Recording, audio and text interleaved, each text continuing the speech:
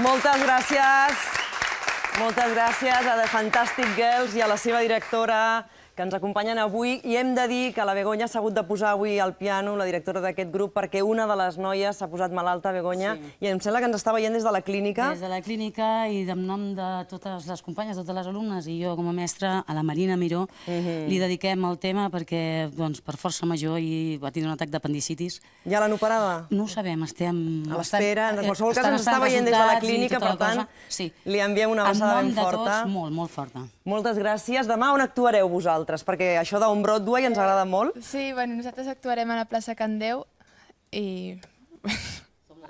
Això, som l'Escola Clàssica en Jazz. I us esperàveu aquesta iniciativa de que poguéssiu posar el vostre art, la vostra sapientia al capdavant del piano, davant de tantíssimes persones que us poden venir a veure a la ciutat? No, gens. És una experiència única, això de poder actuar per un públic desconegut, per un públic que passeja per la ciutat i que ensopega, es troba amb la música, no? És molt interessant. Jo deia abans que és una mena de pròleg del Dia Internacional de la Música. De fet, ahir, quan parlàvem d'aquesta qüestió, hi havia alguns que deien però si el Dia Internacional de la Música és el 21 de juny, s'assemblarà bastant al Dia Internacional de la Música? Això són ells, que són els que... Deixem que parli amb l'Helena Mut, que és la presidenta de l'Associació Secrets Barcelona, i el Manel Rodríguez, que és el coordinador de Barcelona Ciutat Concert, que és aquesta iniciativa que demà es viurà a la ciutat de Barcelona. Bé, en resposta al que jo preguntava, això és un pròleg del Dia Internacional de la Música, és una iniciativa a banda, no té res a veure, però s'assembla...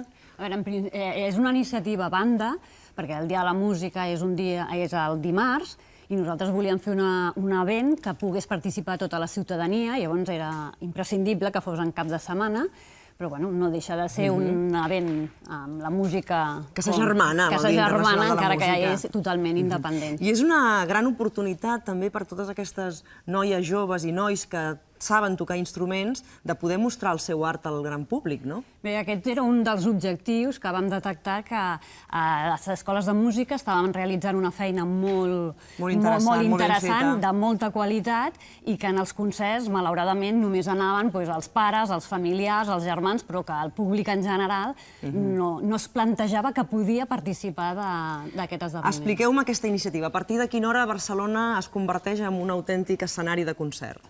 Això serà demà dissabte a partir de les 6 de la tarda, on 50 espais rebran a 3.000 músics, 250 formacions de pràcticament qualsevol estil musical. De tots els estils musicals. I hi haurà una mena de guia o d'agenda que els ciutadans es puguin dirigir per saber, els que els agrada més el jazz, doncs on jo puc trobar jazz? I a quins espais es trobaran aquests estils musicals? El millor lloc per trobar tota la informació és a la nostra pàgina web, www.barcelonacitaconcert.org.